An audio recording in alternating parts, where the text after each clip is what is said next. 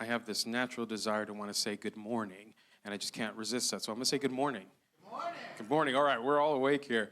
Welcome. If this is your first time here at the CARES program, speaker series, I want to let you know a little bit about what we do here. The CARES program is our caregivers and relatives empowered for support for those that are struggling with substance use issues. And so when I say that, what we mean are family members, parents, spouses.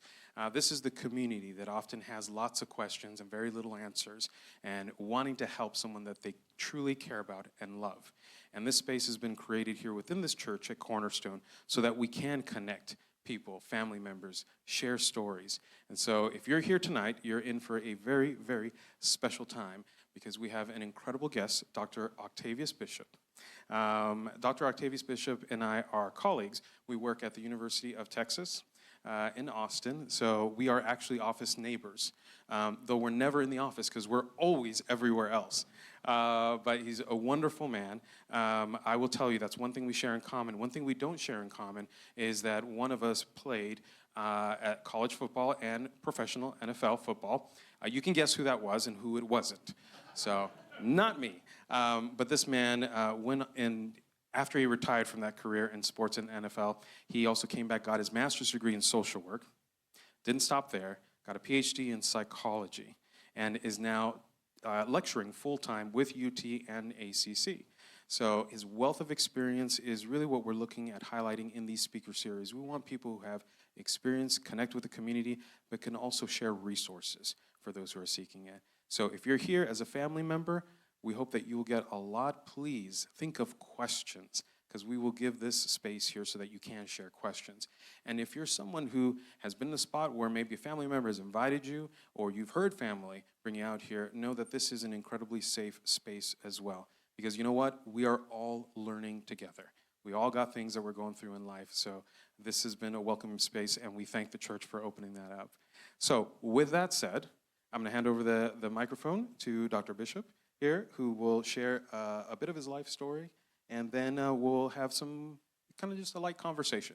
So, it's so nice to be with you all tonight. It's beautiful to me after about 20 years of being within the mental health space to see something so community-driven being started. I love being a part of do things where we don't really know what's going to happen, but we kind of jump in it together, and it evolves, and then we kind of link up. So I don't think there's a more fitting time than now with what Pastor Dan is offering and Renee is offering related to what we're doing here as a community and something we can do within our community related to helping individuals who are struggling. So my journey is definitely a journey, I would say, from wounds to scars to beauty marks. And so the wound part has a lot to do with my humble beginnings. I was born in Jackson, Tennessee, raised in Milwaukee, Wisconsin, went to high school in Houston. But God sent me an angel, and that angel was Coach Emory Billard, who, if any of you know Emory Billard invented Texas. Well, I would say he started at the University of Texas. So, where he was offense coordinator, and he invented the wishbone offense, and went on to be head coach at Texas A&M.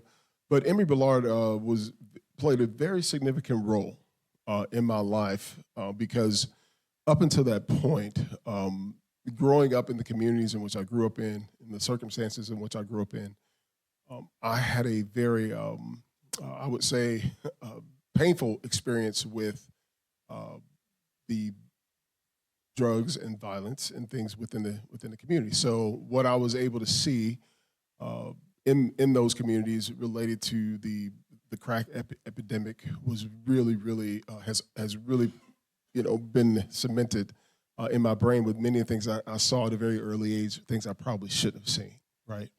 And so it's really interesting that I'm in this space because I wouldn't be able to tell you how I got to this space, this profession. People say it all the time. Well, how'd you end up there? I don't really know. It's evident that the good Lord has some different plans for me.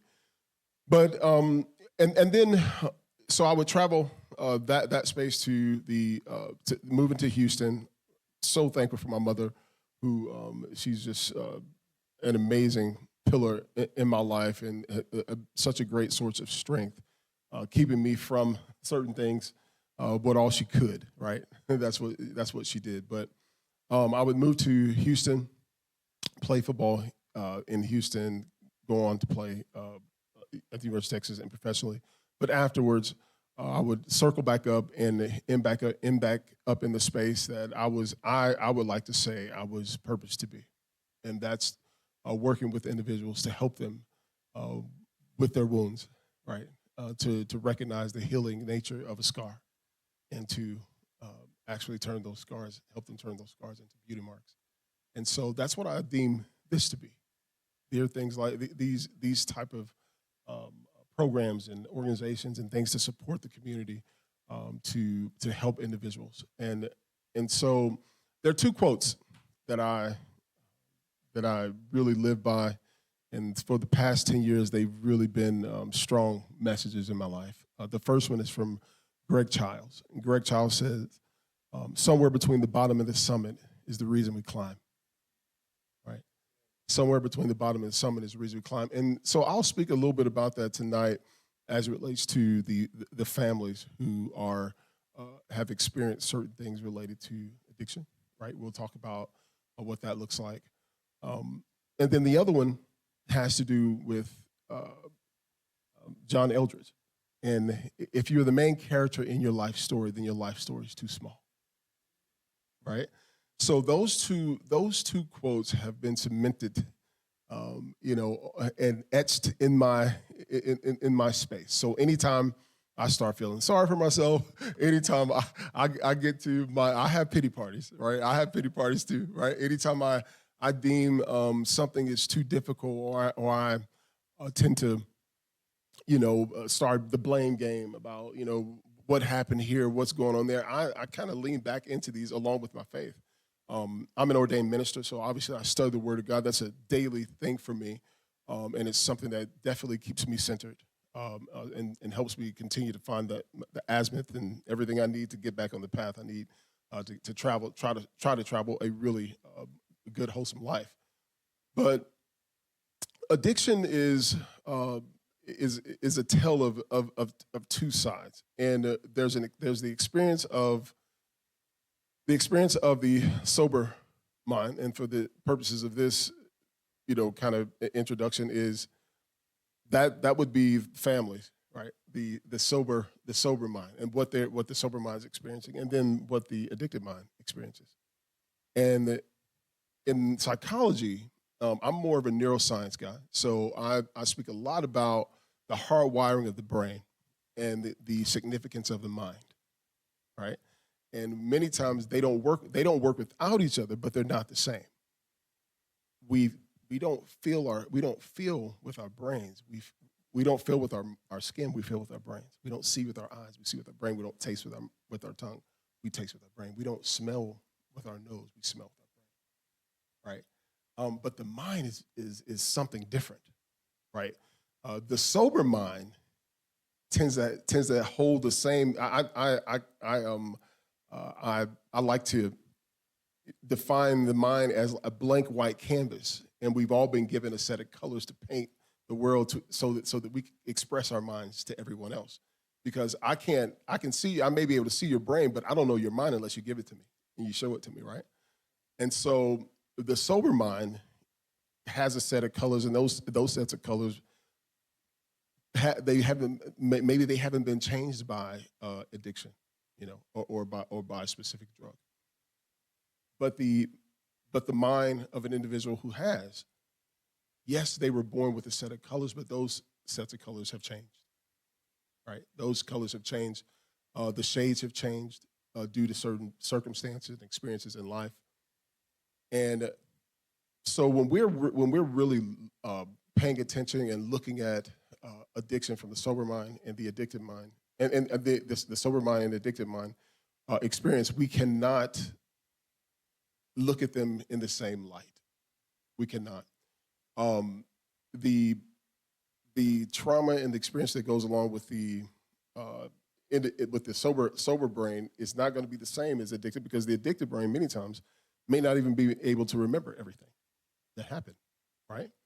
And so the beauty of what Renee and Dan, Pastor Dan is offering here is an opportunity for those individuals, particularly families, to be able to recognize those things that we need to continue to work through with some of the things that have taken place over time. And it doesn't, the mind's not being altered. The mind, you have to reshape the mind and add new colors and use the colors you have in order to see the hope in the one that's addicted, right? And so the beauty about addiction, this is what I want to leave you with. We got to try to find the hope in something. And I don't believe that there's a stronger, more powerful mind than a mind that's able to overcome addiction. I've tried to figure out what's a strong mind. As an athlete, there's certain things obviously I've been through physically that other people haven't.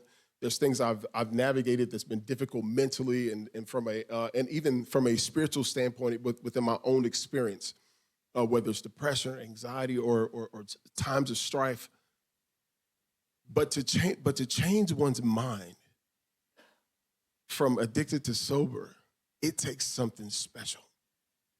And I believe that by looking through that lens, those individuals who have witnessed family members and other people that you love, or even yourself, go through this addictive stage.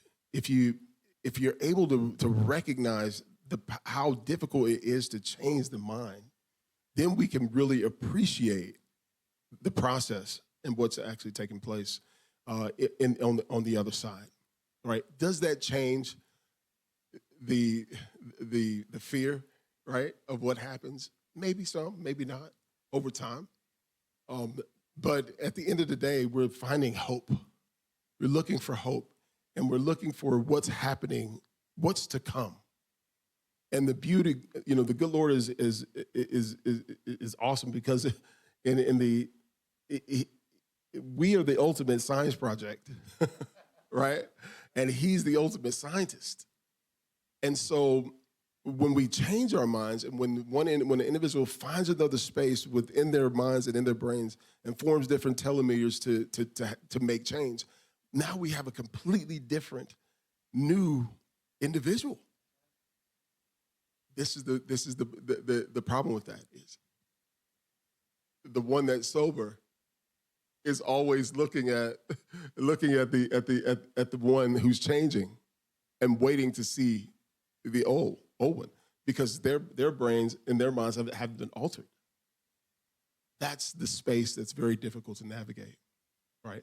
And everyone will have their own experience in what that looks like for them on the journey that they go through. But the hope that hopefully I can leave you with is to really learn to be relationally equitable about the individual who is dealing with the addiction.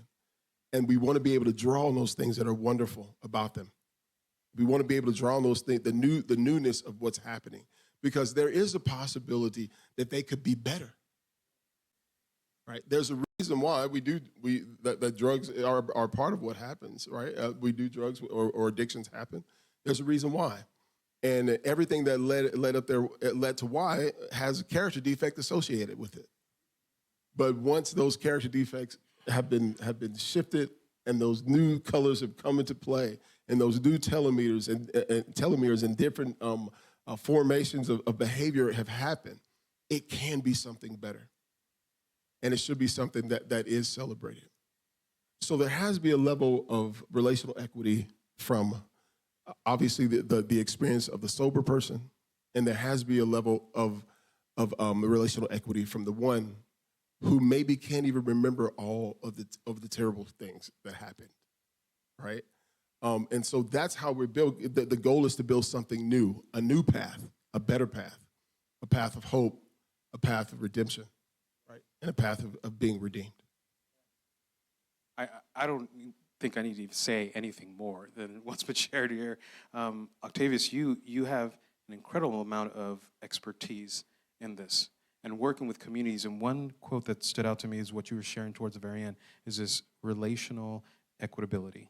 So the idea that between the sober mind, whether it's the family member, whether it's a son or daughter, husband or wife, or good friend, the sober mind who's trying to understand, trying to help the individual family member who has the addictive mind. And what you're saying is that you have to almost like meet at the same place. You have to have an understanding, see them from that equitable space. So what happens for the family member out there that says, there's a lot of shame. I don't even want to talk about this, whether it's with my family or my community. We don't want to admit that there's this issue here. That will always be something that be very contentious. And I believe that each person will have to definitely take that journey for themselves to really navigate how to move past what we feel and to move into the principle behind what we're doing. Family is not something, family and loved ones aren't feelings. Family and loved ones should move into principle, right? It's a tale between passion versus principle. And so what I feel is I know that feelings are fickle. And maybe I feel hurt. Maybe I've been wronged, been wronged and all these different things. But there has to be a level of a principle that's being built. And I truly believe what Pastor Dan and Renee are doing, they're building a community that's going to be able to stand on some principles that when we do have bad days and feel bad, that maybe you have a community to go back to and we don't feel so alone. Maybe the person that you're venting to truly does understand what you're going through, right? To what degree we all have different brains. Right, it's the reason why people have drugs of choice, right? Some people are bent one way and some people are bent the other way. It's very difficult to navigate feelings, but feelings. One thing that we know are feelings are fickle. We know that feelings are fickle, but we know that in life, principle prevails. The only reason we have a room here with you, beautiful people, is that it's about principle. Principally, there's something that is drawing you here, whether you want to be here or don't want to be here. There's something principally that has you here to hear and to learn something. And you're fighting a feeling because you haven't got up and ran out, and you're standing on principle somewhere. So sometimes all you can do is find something.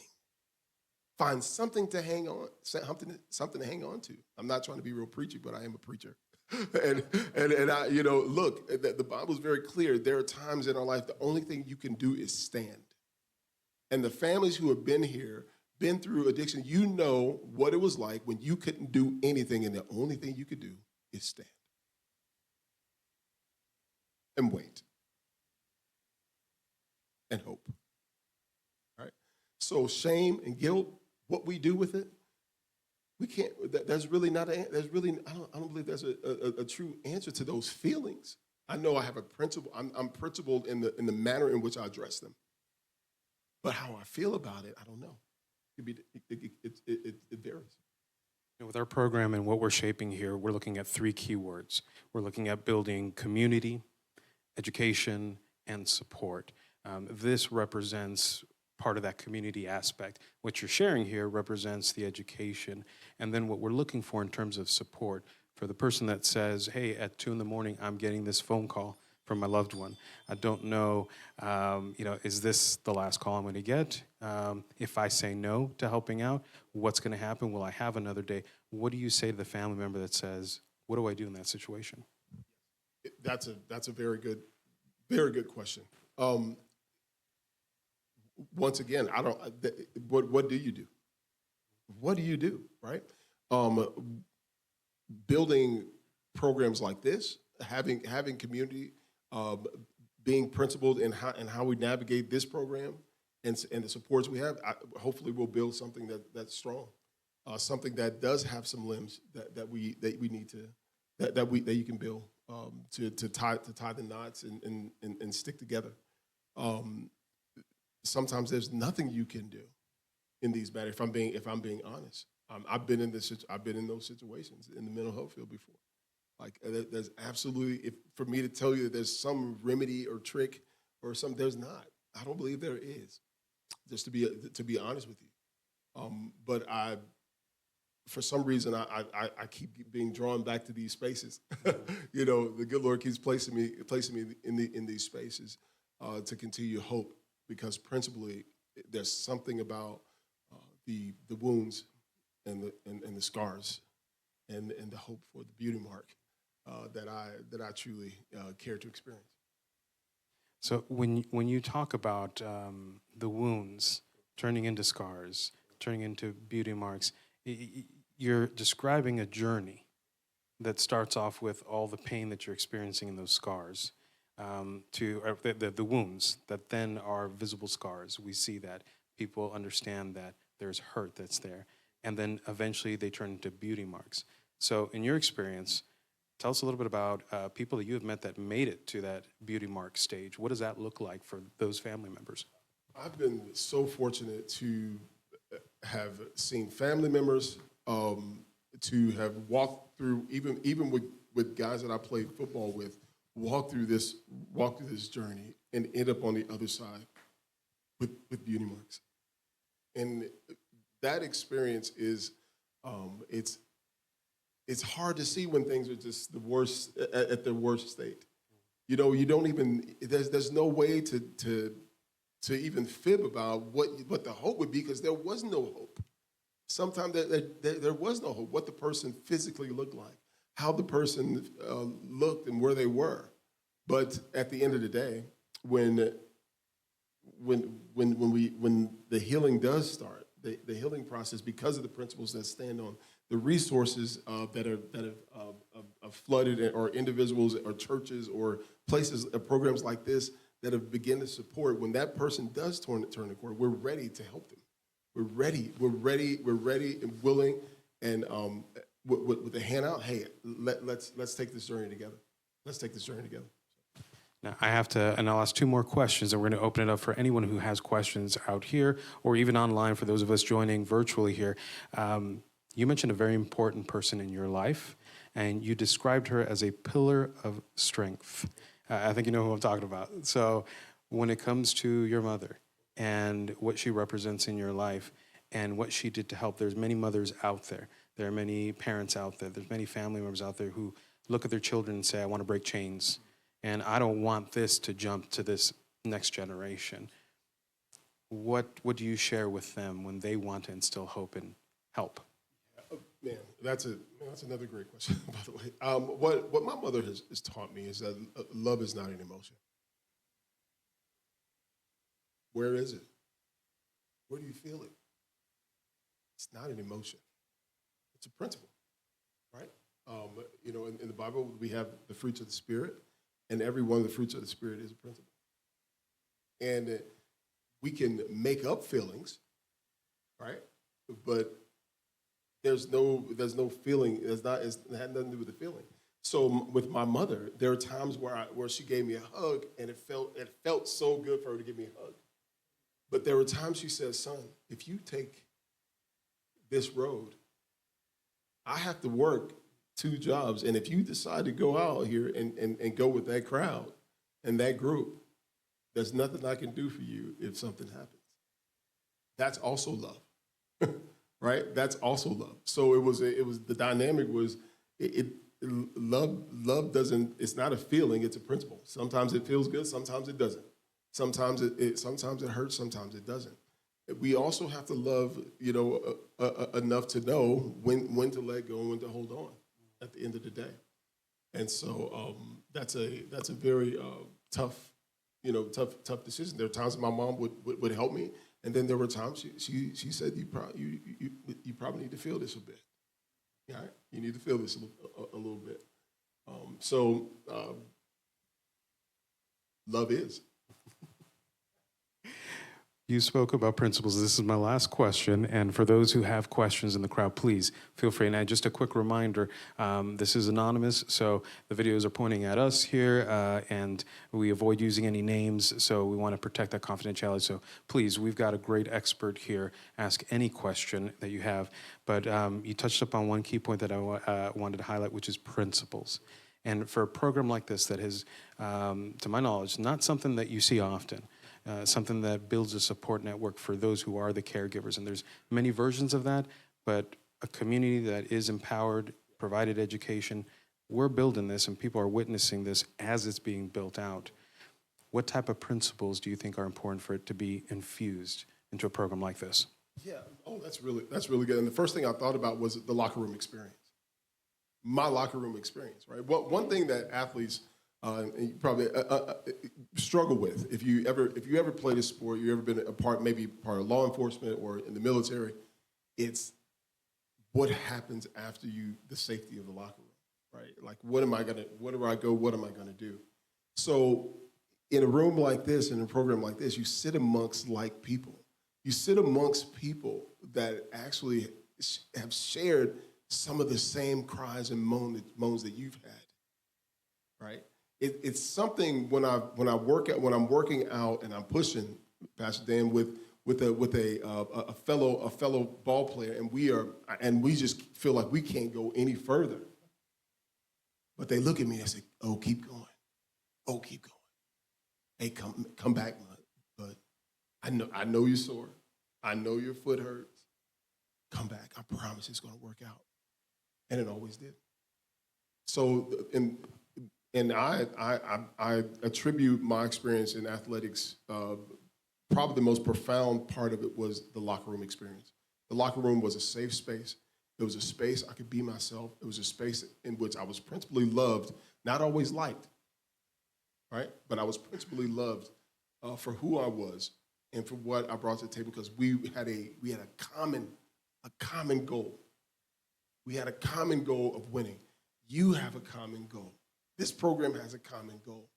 If you've never been part of a team, if you've never been part of anything like that, this is something to start being excited about. You're not sitting amongst people who are judging you because they've already been judged. Right? That, in my opinion, should breed relief, and then it breeds some strength. Now we have some balance in the room. Where there's no balance, there's weakness, right? Where there's balance, there's strength. That's well said, and with that balance and the fact that we have a community that's come out here to hear about how can we help a loved one, or exploring the space, maybe even thinking, is this a space for me? We want to open that up for you. So questions. Again, Dr. Octavious Bishop, years of experience, and from what you hear, his story, he really understands as part of that. Want to open up for any questions directed here. And for those who are joining virtually while we're getting our first question set up, please feel free to submit any questions that you have, and we'll make sure that we highlight that.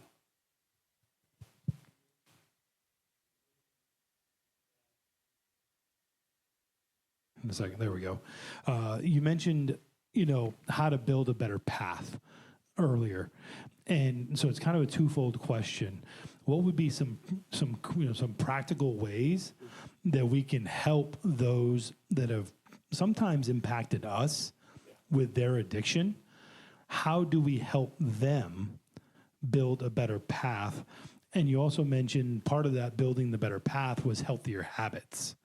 So maybe there's some practical things, like what kind of habits could we help them build? What are some practical things that if we are the caregivers, what can we do to help them build the better path and create the better habits? So that's a very, very good question. So, Pastor Dan, if you came to my house and you mentioned something to my wife, and she was like, "Oh, yeah, that's a great idea," I can guarantee you that I've already mentioned it to her. But you come in there, you're good looking too. You come in there, and it was, Pastor Dan, Octavius, Pastor Dan had the greatest idea. We have to get other people involved in the lives. When the voices sound the same, what does it matter? I have a 13-year-old son now. He's starting to drown me out. So when he starts to drown me out, I have to get other voices. You have to get something that sounds different. And it basically said in the same way, there has to be a community and others who come in to help.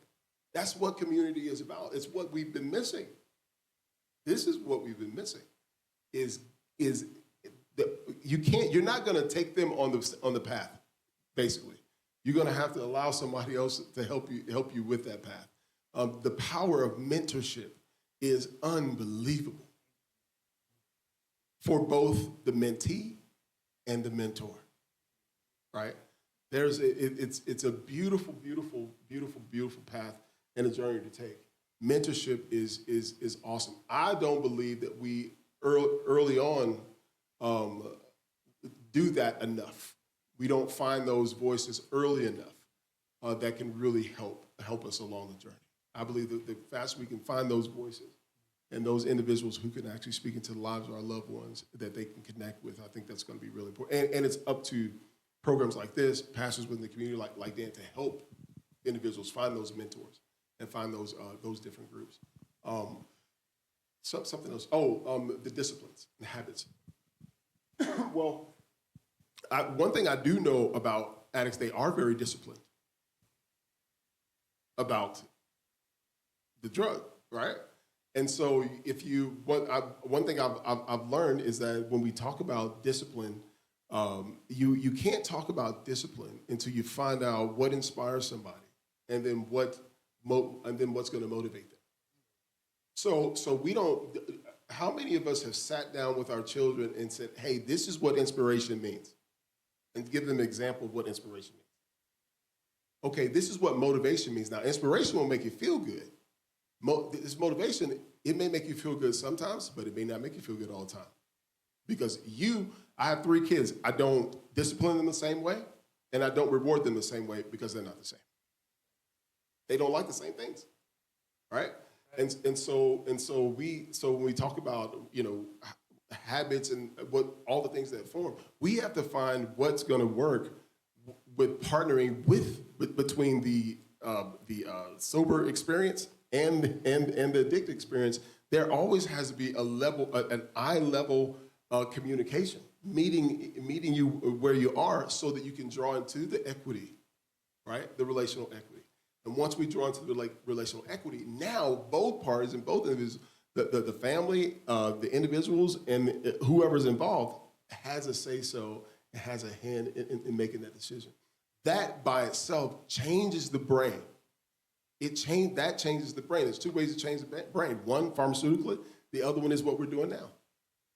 Whether you like what we said or not, you can't leave here any different. Your brain will never forget your brain can never go back and erase what happened.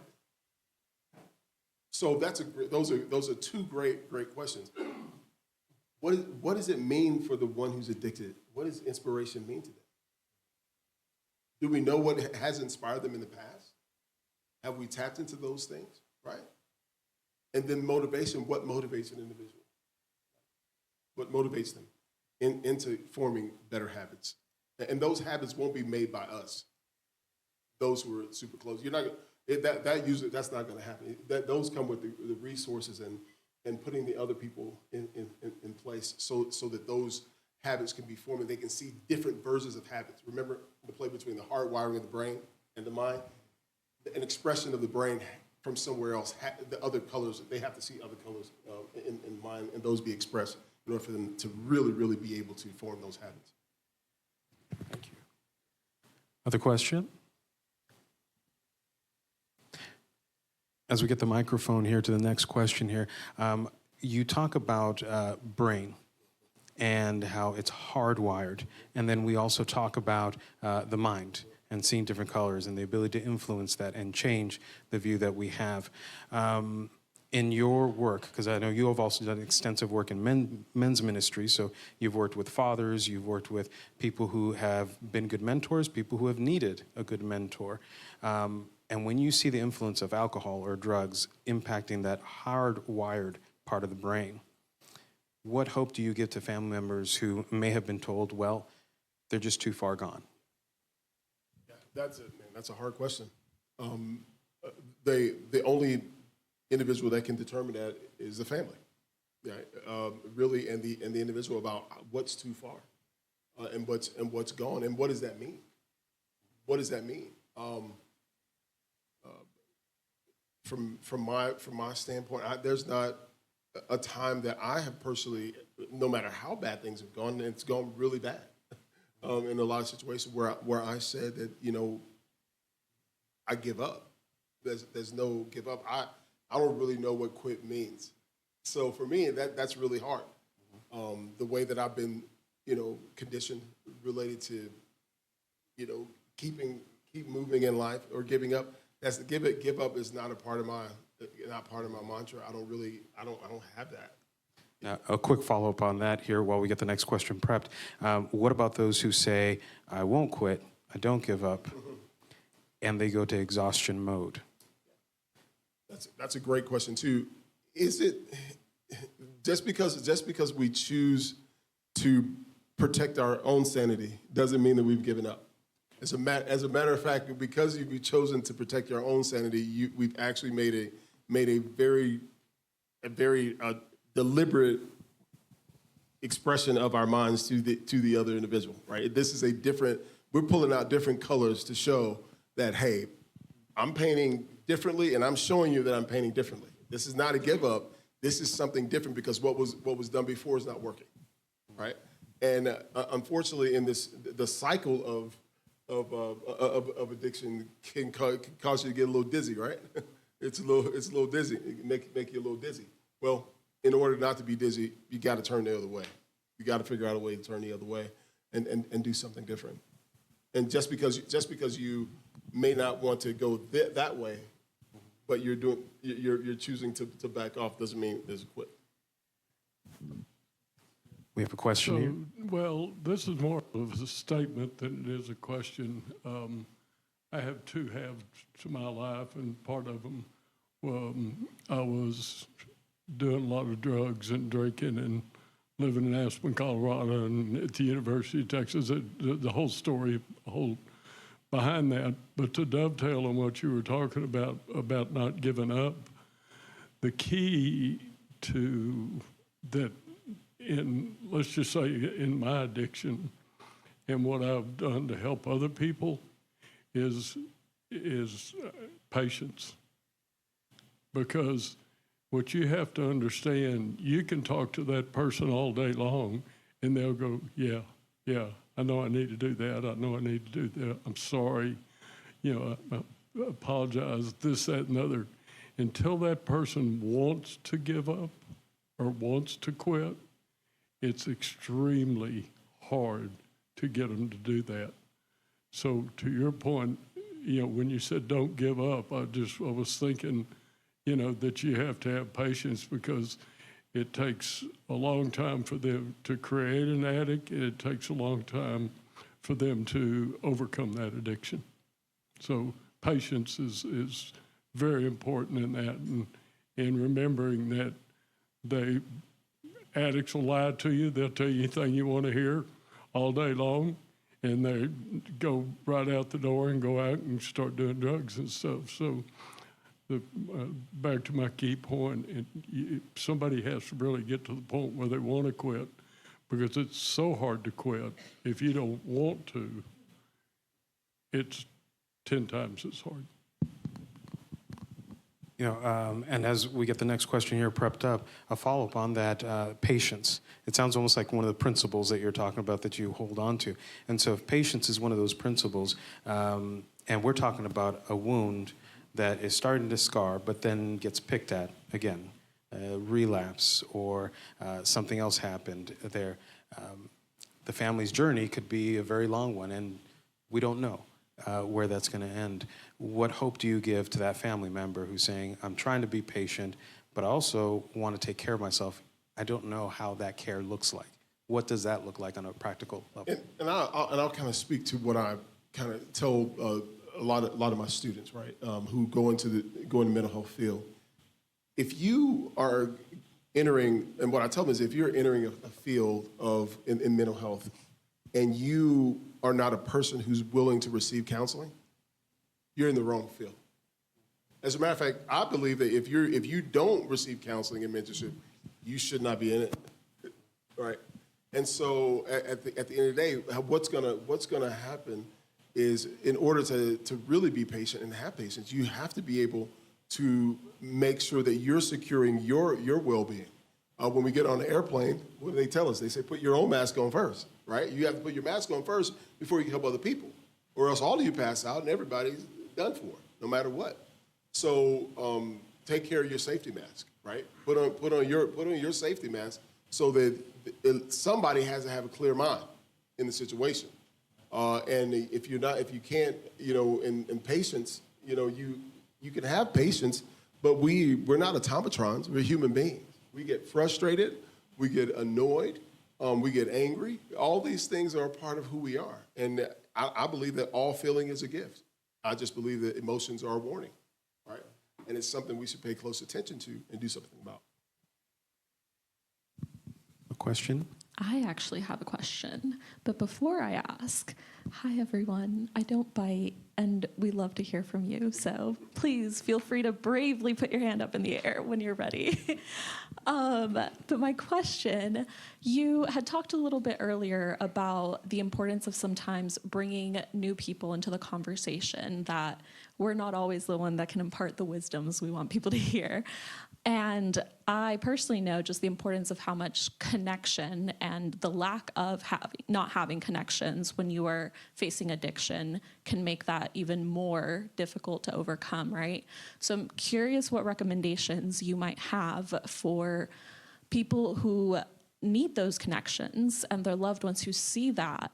But, you can't always drag someone whose, priorities are looking a little different to the AA meeting yourself, or you can't have someone go to therapy by force, right? What are more actionable and maybe a little more informal ways that people can find those connections and those support? Because I really loved how you were talking a little bit earlier of everyone has their own motivation and their own inspiration, but what that looks like is different. That's an excellent question and thought. The truth is, people have to be ready to go.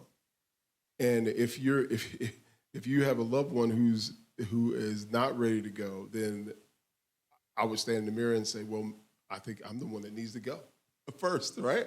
So you start receiving help yourself.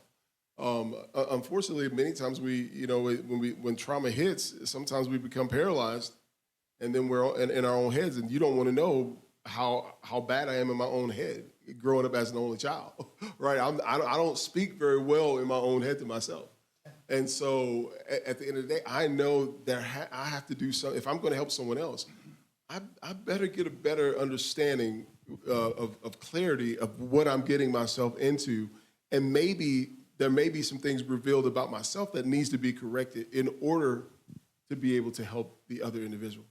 And in all, that's love in itself. That's being principled about learning and becoming an expert about what's going on. I actually have a friend, a really good friend, who took that exact journey. Could not get his child to go to treatment. Maybe it tried a bunch of things that didn't work, and finally his wife said, I think it'd be a good idea if you go see someone,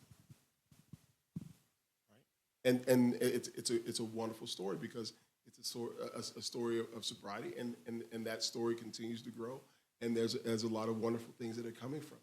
But it began with the dad saying, "Hey, I need some help here for myself, because there's some things that are deteriorating here, in my own mental state. Now I need to take care of myself in order for me to be any good for my daughter."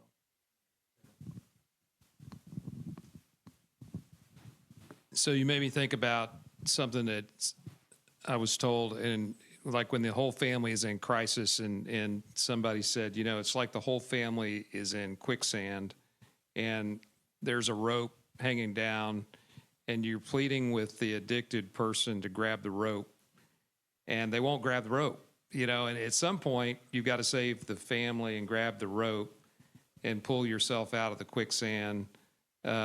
Otherwise everybody perishes. And I think when I think about that and what you said, I think that's one of the big struggles that families have in particular, and what this program, is all about. And part of it is how do you communicate with someone when you're dealing with an addicted mind versus the sober mind. Maybe if you have any tips on how to do that. And then secondly, I'd like to ask Renee to talk a little bit about his vision for the ITC program and how we can provide something beyond just the education to families in a group setting. Yeah, on the last part, I'll make sure I heard that. I want to address that last part for sure first, and then I'll go back. You can repeat that other part. But look, what's happening now is really, in my opinion, what's so overdue. This is overdue. What we're doing here is overdue. There have been programs, and you can go look at the yellow pages or white pages, whatever you want, go online and find all type of programs. But are those programs building community and connectedness, right? And so, as far as there are a ton of resources out there, but are there communities and places that you can go and connect with others that you can form altruistic spaces with, right? That's what's really, really important, is the altruism in the room, is understanding. There's a level of understanding from the other side, and I don't believe there's a better space than pastors like Pastor Danny, who has a heart for people who are facing issues like a really, really tough issue like this. We have a big problem in our country, and we all know it, right? We hear it every night on the news about what's taking place. We've seen it here in our community. We've seen it. We've done it. We lived it. I've lived it and experienced it, up and close. So, yes, it's overdue, but I feel like that's happening. That's happening. And so, as far as the resources, whatever, I think probably Renee's probably going to be better at helping with the specific resources. But as far as what's going on in the community, I deem this very fitting. What was the other question? So the other question was really maybe in between that was about communication, and I think Yes. I think for a lot of people that have a hard time communicating with a loved one that maybe is going through this because they just want them to change. That's a great. Right. And, okay, I get it. So when we're speaking to an addicted mind, what we have to understand is to recognize the power of the mind, right? And if you're speaking and intimacy causes temporary instability, right? Intimacy causes temporary instability. When we step into a space definitely of addiction and addressing and confronting certain things, that's going to cause some instability. It's in those moments that you continue to be very consistent about things that are principle that you say.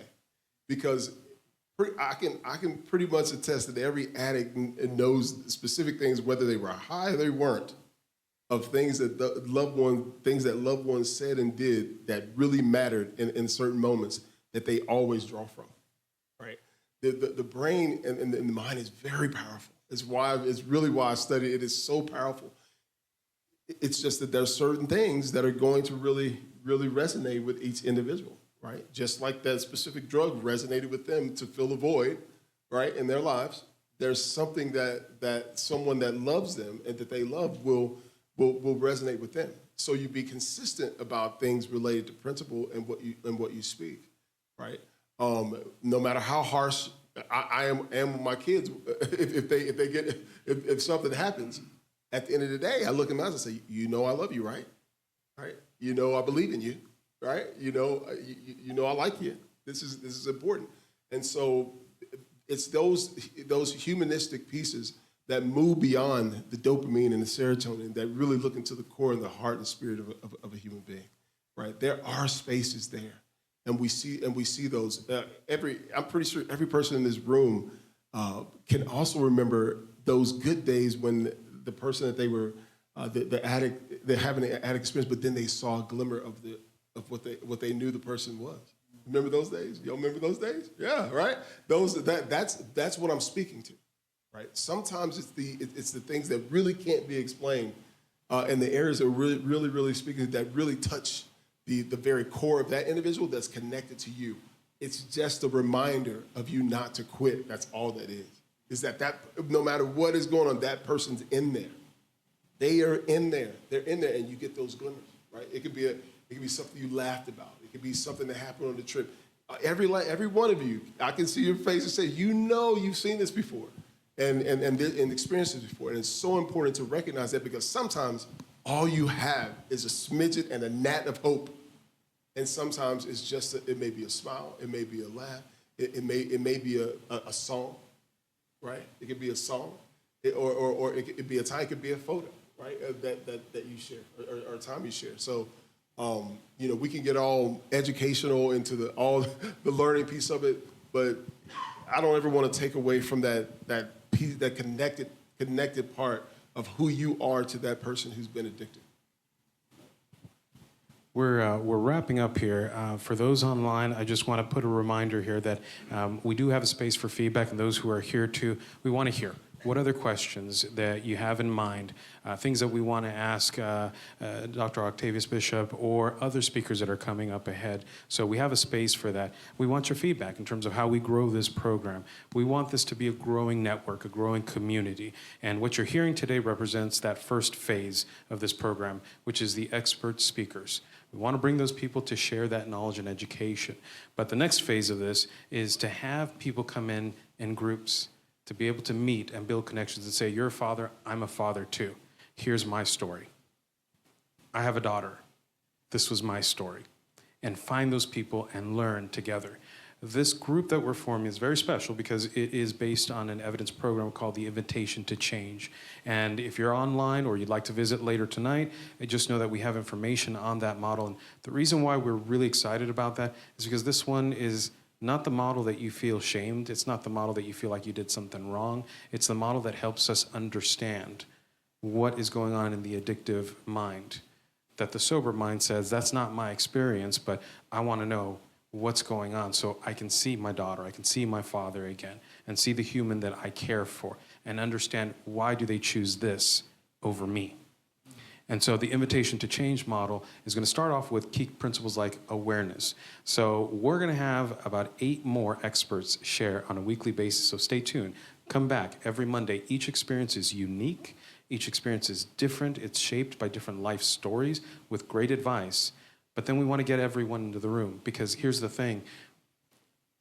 We're experts in our life. We have our experiences. You're experts in your life. And we want to get to a point where there's a community that can say, hey, if you're struggling, guess what? Me too. And let me help build that community for you. So if you're interested in that, just know that that is what we're prepping for. And eventually have those leaders built within, because you're not going to need a university professor to come out here and help walk with you, because you have that expertise. And we want to build that. And that's what's special about this program. So with that said, please do join us next Monday. It'll be the same time. Doors open at 6:30. We will kick off at 7 o'clock. Julie McElrath, if you don't know her, you're going to get to know her next Monday. And you're going to want to hear her story and what she's gone through and the advice that she's going to provide. So our only ask is get the word out, please. This is probably Lakeway's best hidden secret. So if you take something from this, share this with a friend, share this with a family member, bring 2 or 3 people here. We want to get to a point where we have a problem that we don't have enough room. That's a good problem to have. So please do us that favor, reach out, share, repost on social media and all those spaces. And again, just a quick reminder, in terms of resources, if you or a family member is struggling and is in active crisis, 988, great number, no matter where you are at. It's immediate connection to the local mental health providers 24/7. So if you are having difficulty, struggle, mental health, any type of crisis, call that number, very simple, 988. But what we're building here is going to be the community that will be waiting on the other end to say, we'll see you here. So again, it's your first time here. I'll end with this. Welcome home. We'll see you next Monday.